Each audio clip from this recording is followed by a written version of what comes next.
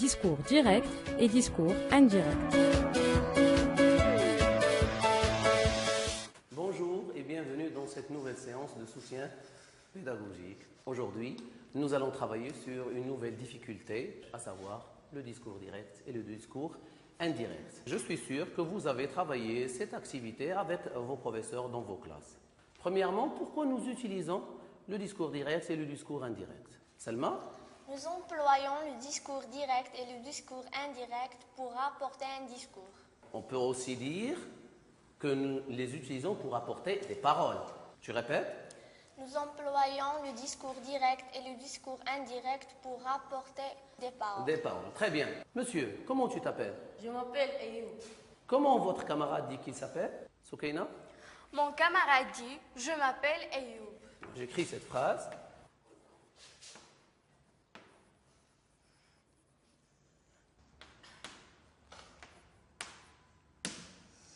Regardons cette phrase. Dans quel discours est-elle présentée? Badruddin? Elle est donnée au discours direct. D'accord. Quelles sont les marques qui vous le montrent? Badruddin? Car il y a les deux points et les guillemets. Très bien. Il y a les deux points et il y a les guillemets. Est-ce que vous êtes d'accord avec votre ami? Shema? Oui, monsieur, je suis d'accord avec mon ami Badruddin. C'est Mohamed? Moi aussi, monsieur, je suis d'accord avec mon ami. D'accord. Soukaina? Je partage avec Shaima et Mohamed la même idée. Très bien. Maintenant, effectuez la transformation de cette phrase. Du discours direct au discours indirect. Allez-y, travaillez.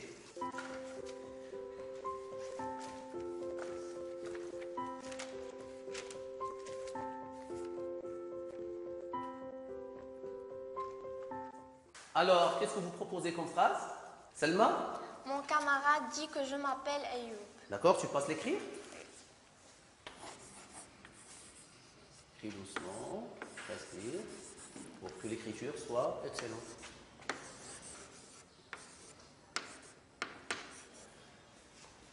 D'accord, merci. Ayoub, je crois que ce sont deux. Une autre phrase? C'est Mohamed? Mon camarade dit il s'appelle Ayoub. D'accord, écris.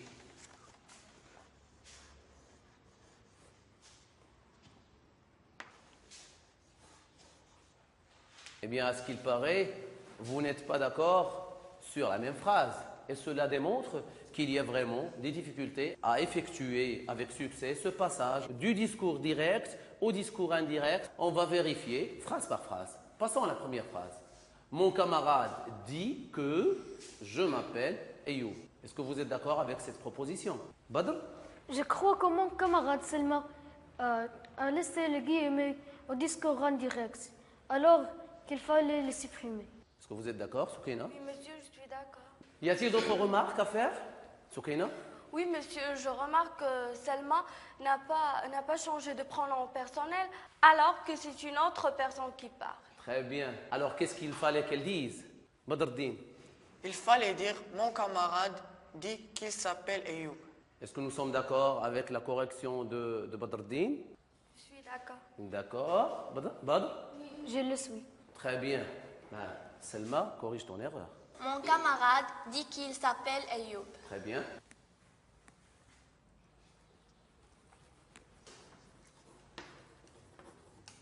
Mon camarade dit qu'il s'appelle Ayoub. Remarquez, s'il vous plaît, qu'on a éliminé les guillemets et qu'on a transformé le pronom personnel je en pronom personnel il.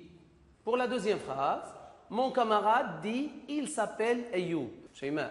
Non, monsieur, la transformation n'est pas correcte. Vous n'êtes pas d'accord? Très bien. Et pourquoi? Shaima?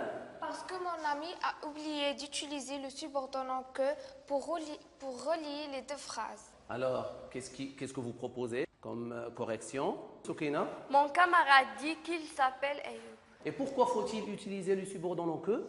C'est Mohamed? Il faut utiliser que, car la phrase je m'appelle Ayoub est une phrase déclarative.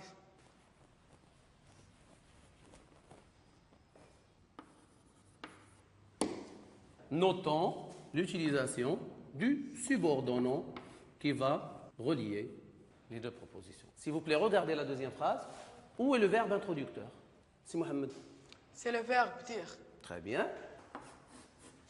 Dire, c'est le verbe introducteur. Maintenant, que remarquez-vous par rapport aux temps verbaux qui sont utilisés ici? Selma? Les temps verbaux ne changent pas. Très bien, et c'est une bonne remarque. Nous remarquons que lorsque le verbe introducteur est au présent, tous les temps qui viennent après ne changent pas, ils restent tels quels.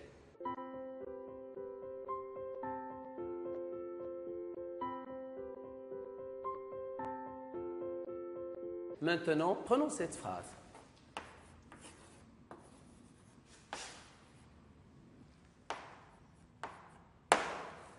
D'accord? Lecture, s'il vous plaît. Schéma. Mon camarade a dit je suis malade. Maintenant, faites le passage du discours direct au discours indirect à partir de cette phrase.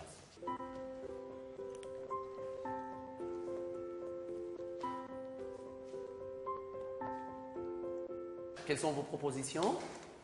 Schéma. Mon camarade a dit qu'il est malade. Tu peux l'écrire, s'il te plaît.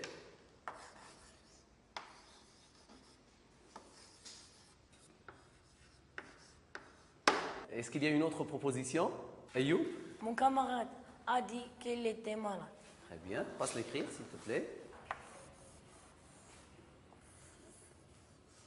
Voilà. Point. Très bien. Deux réponses pour la même question. Quelle réponse vous paraît la plus correcte? Badardine. Je pense que c'est la réponse de mon ami Ayoub. Alors, quelle est l'erreur qui a été commise dans la première phrase? Badr. On n'a pas changé les temps verbaux. Tu veux dire, il faut passer du verbe qui est conjugué au présent à un verbe qui est conjugué à l'imparfait. Donc, on va dire que cette phrase n'est pas correcte.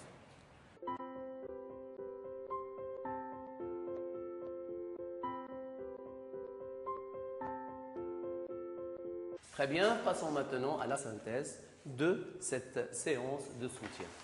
Regardons ensemble ce tableau récapitulatif. 1. Discours direct. Le discours direct reproduit les paroles telles qu'elles ont été prononcées. Exemple, l'enfant dit à sa mère « Je suis malade, je ne peux pas aller à l'école ».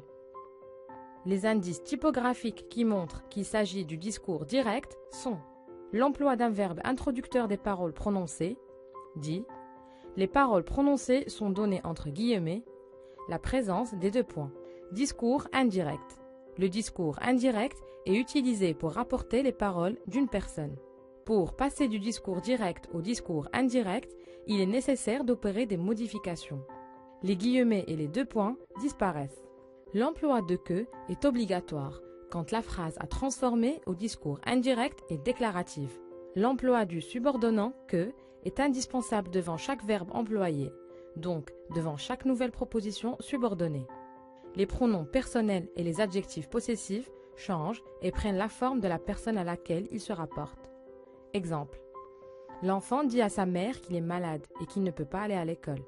Lorsque le verbe introducteur est au présent ou au futur, il n'y a pas de changement de temps verbaux dans la proposition du discours rapporté. Mais lorsque le verbe introducteur est au passé, le temps des verbes change.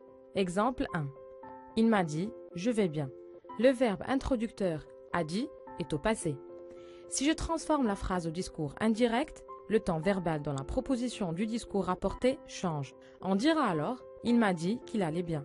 Le présent de l'indicatif devient imparfait de l'indicatif. Exemple 2. Il m'a dit « j'ai tout vendu ». Au discours rapporté, on dira « il m'a dit qu'il avait tout vendu ». Le passé composé devient plus que parfait. Exemple 3. Il m'a dit « je te téléphonerai ». Au discours rapporté, on dira « il m'a dit qu'il me téléphonerait ». Le futur simple devient conditionnel présent. Nota bene, le passé simple, le plus que parfait, le conditionnel et l'imparfait ne changent pas quand le verbe introducteur